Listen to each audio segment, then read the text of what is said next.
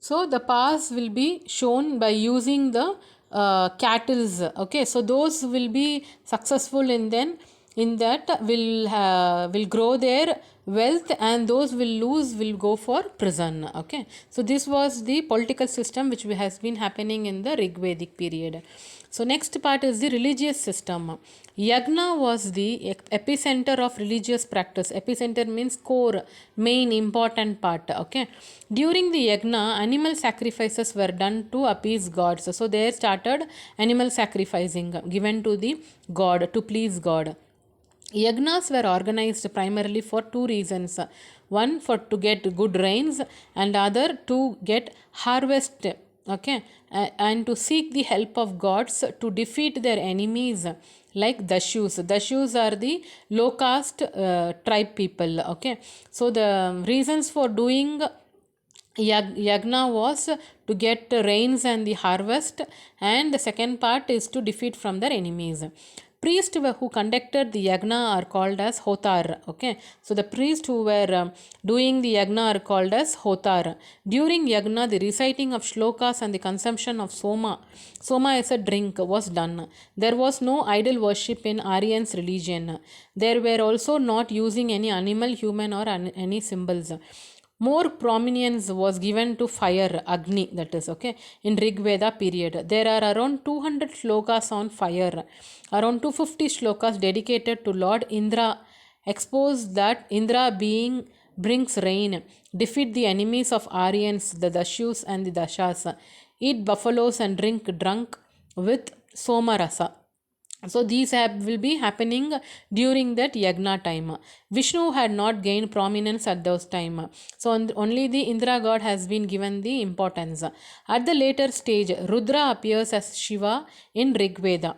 So there are no references to beliefs to incarnations are nothing but the embodiment of God or any avatar. So they didn't believe in any doing an idol worship. Okay, Maha Mahayagyas were performed by the rulers and the heads of various tribes and were led by priests. So there were yagyas, and the Mahayagyas have been performed by the rulers. That is, it has been performed by the kings, and this has been done by the priest.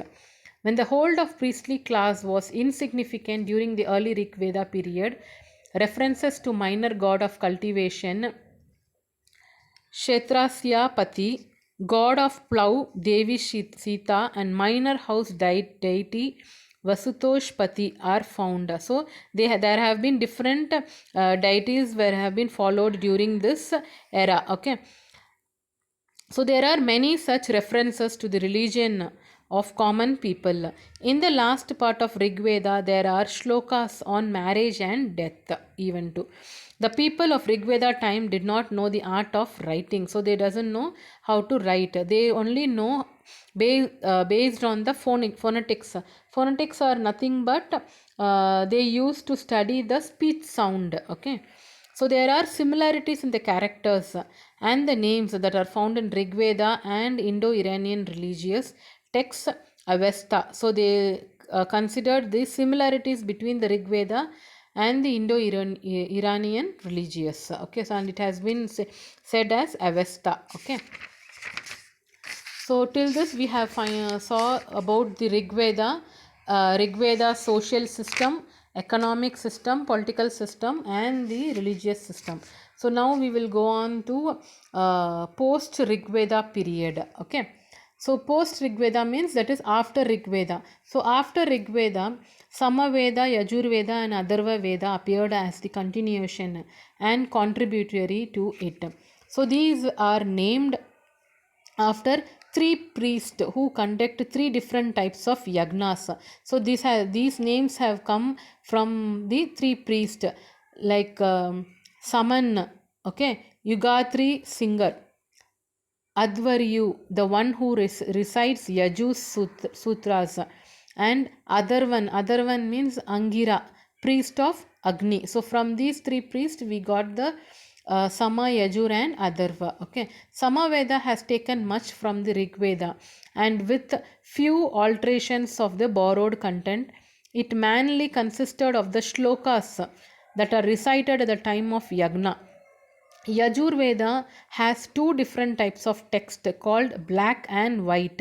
Okay, so see, Samaveda is most similar to Rig Veda. Only there will be difference while reciting these slokas. Okay, whereas Yajurveda, it has two types of text, which is one is black and other one is white. In black Yajurveda, there are explanations about the way of reciting the mantras, and also has commentary and discussions on the same. The white Yajurveda has only mantras but no explanation. So there is difference between the black and the white Yajurveda. Okay, so in black they will do the explanation of the mantras, whereas in white there won't be any explanation. So there is a reference to iron in this. So now in this Rig Veda period, there is a what they have discussed about the iron. Hence we can conclude that this Veda is not before 1000 BCE. Atharva Veda is similar to Rig Veda in its size and content. It has taken much from the 10th mandala of Rig Veda. It is in prose form.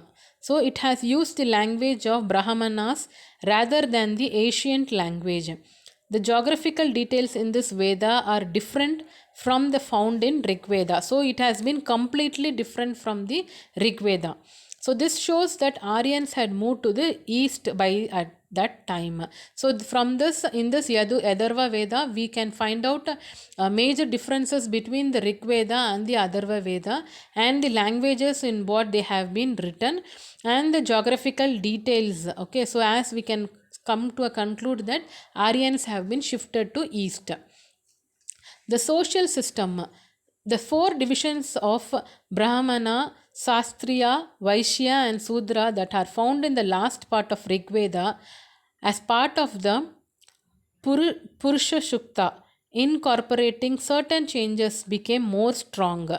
Brahmins used to accept gifts for conducting yagnas and the rituals. So the Brahmins does the yagnas and the rituals in owing lands, receiving cows, offering puja, and in matters related to God. Brahmins had gained a more prominent position. So in this time, so Brahmins were given the most prominent position, most important position.